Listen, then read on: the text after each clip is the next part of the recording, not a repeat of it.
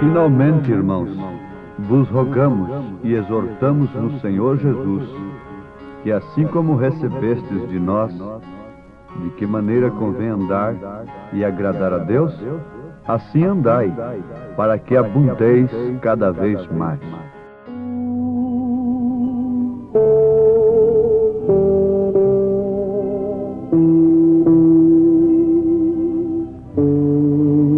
Finalmente, irmãos, vos rogamos e exortamos no Senhor Jesus, que assim como recebestes de nós, de que maneira convém andar e agradar a Deus, assim andai, para que abundeis cada vez mais. Surge-se uma pergunta nesse instante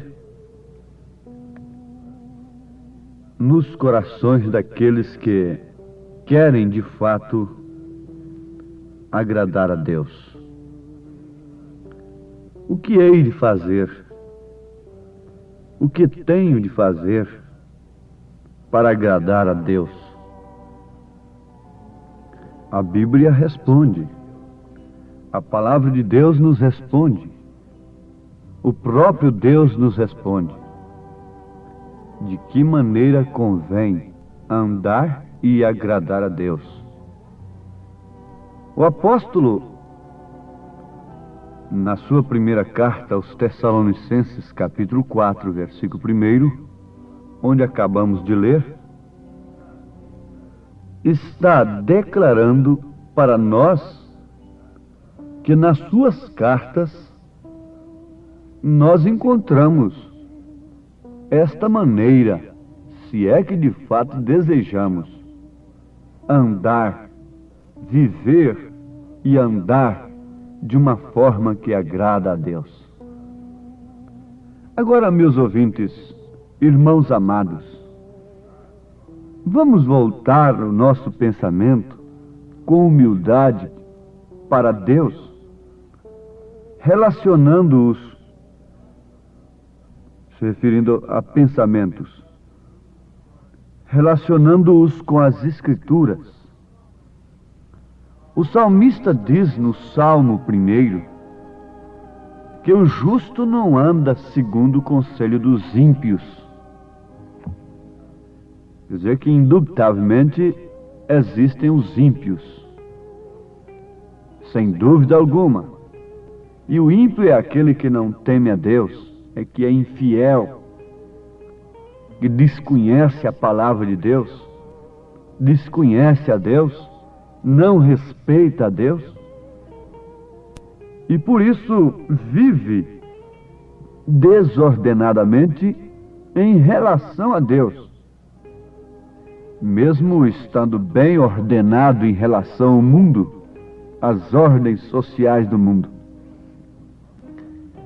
O justo não anda, não vive segundo o conselho de ímpios. Salmo 1. O que vale dizer, o justo vive, anda de acordo com o conselho do justo, de acordo com o conselho de Deus, por isso se torna como árvore plantada junto ao ribeiro, que dá o seu fruto em tempo próprio. Qual é o conselho de Deus para as mulheres? Qual o conselho de Deus para os homens? Em todos os sentidos da vida, nós temos conselhos na Bíblia. Se você quer um conselho conjugal, leia 1 Coríntios 7 e apanhe as referências. Se você quer saber como deve se vestir, se apresentar, você encontra na Bíblia Sagrada bastante referências, inclusive um conselho de Pedro impraticável para os chamados cristãos e cristãs de hoje. Ele recomendou à mulher tomar Sara como exemplo e as santas mulheres. 1 Pedro capítulo 3. O figurino da mulher cristã é a Bíblia Sagrada. O mapa do homem cristão é a Bíblia Sagrada. A Bíblia não fica indiferente às suas necessidades materiais. A Bíblia abrange todos os setores da vida, colocando em primeiro lugar o reino de Deus e a sua justiça. E por isso todas as coisas nos são acrescentadas. Se todo mundo fosse cristão, no sentido da palavra, não haveria um crime, não haveria um roubo, não haveria um adultério, não haveria destruição de um lar, não haveria uma fábrica de cigarro, não haveria uma fábrica de cachaça, não precisaríamos de uma cadeia, de uma penitenciária, e teríamos longevidade de vida.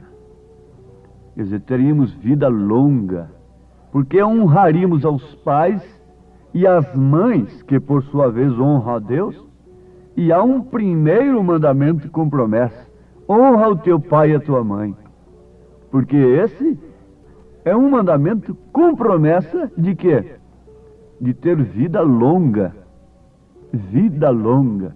De não se encher de sífilis, de não levarem para casa imundícias, de não bloquearem os seus pulmões com a nicotina, com o alcatrão, com o fumo, com o tóxico, e assim sucessivamente, etc., etc. Como devemos andar de maneira tal que possamos agradar a Deus? Agora, vamos voltar aqui um pouquinho. Só quem tem o Espírito Santo é que consegue isto. Mas ninguém. Pode até conseguir um espírito religioso que impõe certas ordens sobre o corpo da mulher e do homem. Espíritos religiosos. Mas no fim das contas, nós vamos constatar que, mais cedo ou mais tarde, pelos frutos, que ali não tem outra coisa senão um espírito religioso querendo parecer atuar como o Espírito Santo. É melhor não ter do que ter errado, do que ter um espírito religioso, do que ter um espírito mundano, do que ter um espírito contrário, um espírito diferente. Mas Jesus diz que a casa não fica vazia. Por quê? Nós somos casas, templos. Há muita gente pensando que o copo está vazio. Na verdade, não podemos ter um copo cheio antes de ter um copo vazio, limpo. Mas a casa não pode ficar vazia. Se ela ficar vazia, o que acontece? O seu último estado vai ser pior do que o primeiro. O seu último estado vai ser pior do que o primeiro. Então, a necessidade primordial que existe na nossa vida, primeiro, é sermos limpos, é claro, porque o Espírito Santo não vai habitar em casa suja. Mas ele próprio nos convence do que é imundícia, do que são as coisas que desagradam a Deus. O próprio Espírito Santo nos convence, mas isso ainda não é ele próprio na nossa vida, habitando, trabalhando, fazendo uma obra. E logo ele nos mostra com que limpar a nossa vida. O sangue de Jesus Cristo, seu Filho, nos purifica de todo pecado. Mas é isto aí, é limpar, é adornar a casa. E logo em seguida, o que se pensa, o que se pode esperar, é a habitação, é a plenitude. Para nós mostrarmos que temos o Espírito Santo, nós temos de ser super-homens, entortando ferros, barras de ferro, consertando relógios pela televisão, talheres sendo entortadas, por força magnética, seja o que for? Não. Às vezes nós nos tornamos mais débeis ainda, mais frágeis ainda, mais sem força ainda. O profeta diz que quando a mulher está perto de dar à luz, ela fica indefesa, ela fica dócil, ela fica sem exigência, ela não pensa em espetáculos, ela não pensa em outra coisa. Por quê? Sintomas do filho nascer, as dores do parto estão começando. Assim é a igreja também. Ela não tem espetáculo público para fazer e dizer: está vendo? Aqui estou cheio do Espírito Santo. Não. E o que está acontecendo conosco é justamente isso. E o profeta diz assim na mensagem sinal que às vezes chegamos a pensar que não temos o Espírito Santo. Chegamos a pensar que não somos cordeiros. E isso é o nosso próprio espírito ficando rebelde em relação ao assunto. Mas nesta hora, a maneira em que estamos vivendo pesa na balança. Ele diz: carregando os frutos do Espírito. Apesar dos frutos do Espírito não serem a evidência real do batismo do Espírito Santo.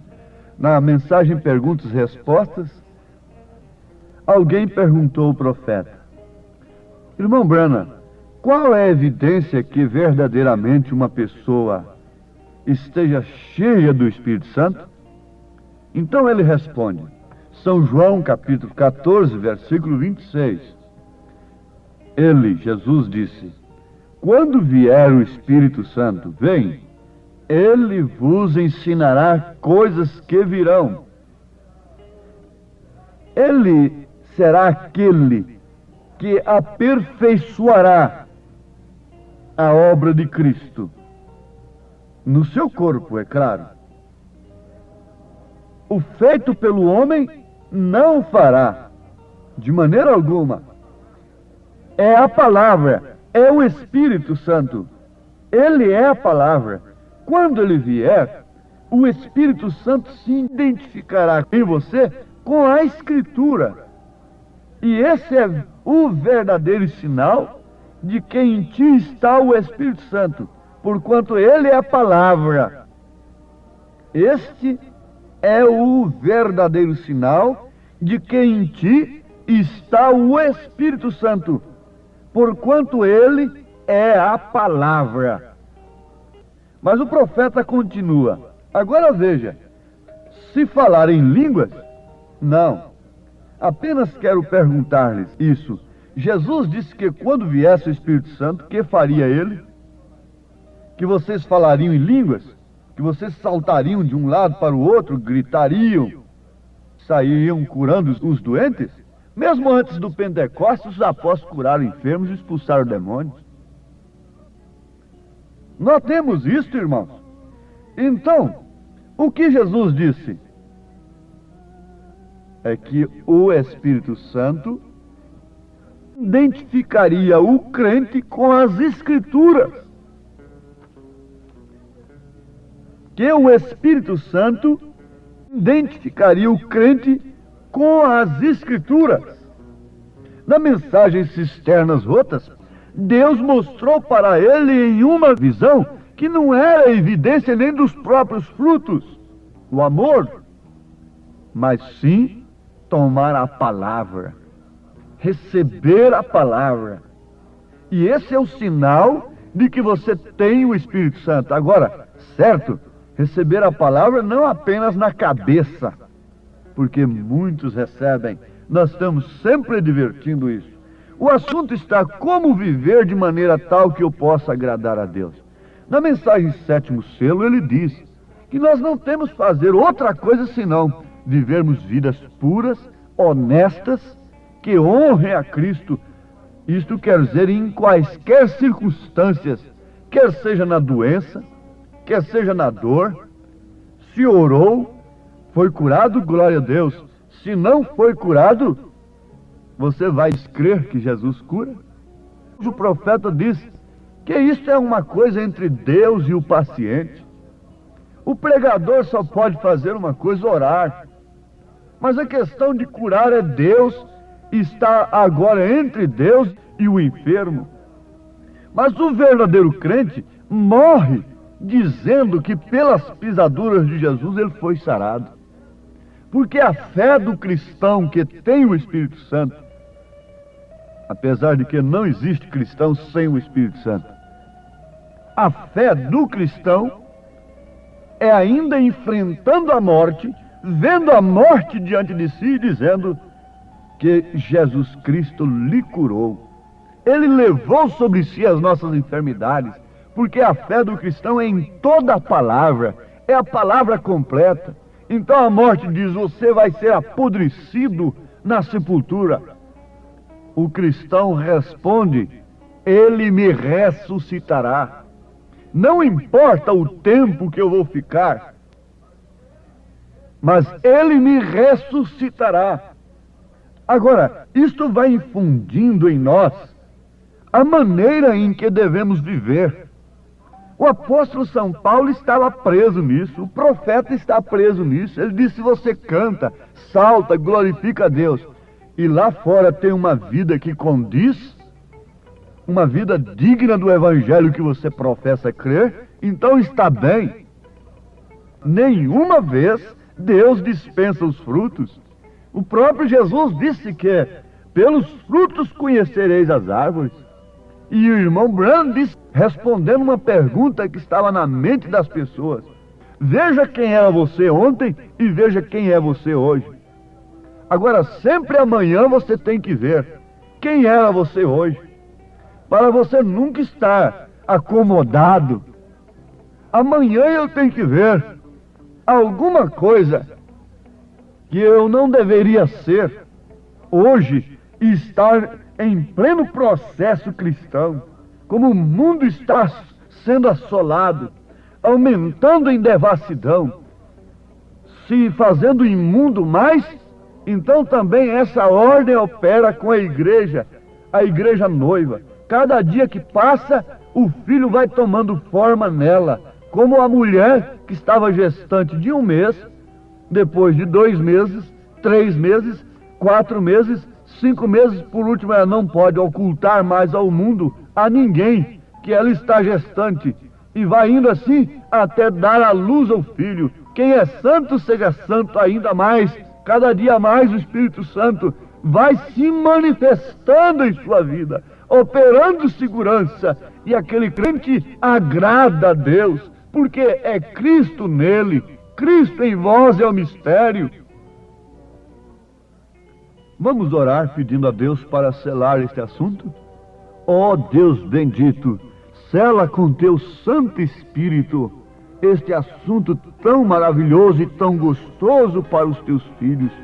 Oxalá que o nosso tempo permitisse que pudéssemos ir adiante, ó Pai, mas o tempo permite que o teu Espírito Santo continue falando a cada coração dos filhos do Senhor, mostrando estas coisas profundas, tomando conta da vida de cada um, levando a cada um deles a estatura do homem perfeito, dando seu fruto no tempo próprio,